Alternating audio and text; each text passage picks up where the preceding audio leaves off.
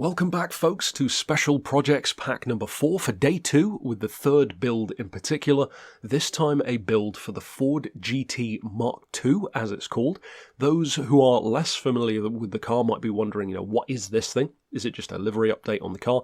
The way I would describe it is kind of if you imagine like the Zonda R or the Aston Martin Vulcan of Ford GTs, it's like the version of it that doesn't have the same rulebook, or like the Porsche 919 Evo compared to the 919. It's that more no-holds-barred version of the Ford GT.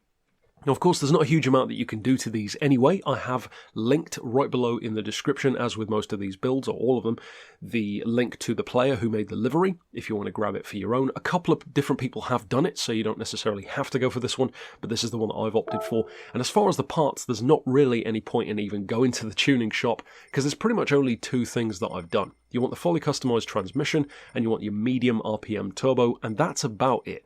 So we're running similar numbers, at least as similar as you can get really, to that actual GT Mk.II, more like the 700 horsepower region, so of course it wouldn't fit naturally into Group 3 anyway. You want your racing hards.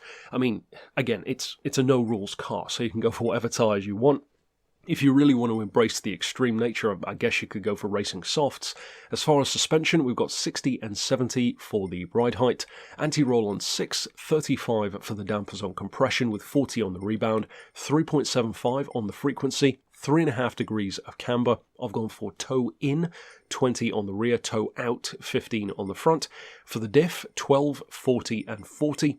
For the gearbox, relatively simple setting of 310 kilometers an hour, and the reason for that, of course, is it's more of a grip build rather than a straight line build. The ballast and power restrictor are untouched. The ECU is changed down to 97% to more accurately mirror the real-life horsepower of the car. And as far as the downforce, I've gone for a higher aero setting, not the maximum on the rear, but fairly high, 650 and 450.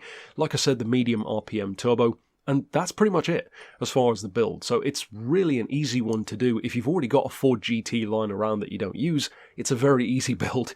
It's basically just changing settings more than anything else. So of course, naturally, we'll take it out to the track to show you what it can actually do. So the question is, what kind of difference is there? Well, obviously with 700 horsepower compared to the, 520, I think, something like that on the standard GT and stock form in the game. The straight line performance is naturally way quicker anyway, but you could still potentially use this in Group 3 events. As long as the Group 3 events don't have balance of performance, there's no real reason why you can't use it.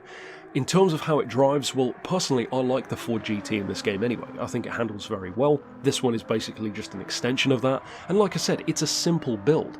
It's basically just a de-restricted version of an existing race car, so it's a very simple one to achieve. I personally like what Ford did with the livery. It's about as close as we can get visually to looking like that car, because obviously it does look different, much like the Porsche 919 Evo does. So if you decide to use the build, of course I hope you have a ton of fun with it. Out of the 10, this is probably one of the ones you could use quite often if you wanted to, because of its category and its performance. Of course, show the livery designer some love from me. Check out the tunes that we already did yesterday in the same pack, and of course, stick around on the channel for the rest in the coming week. But for now, as always, thanks for watching.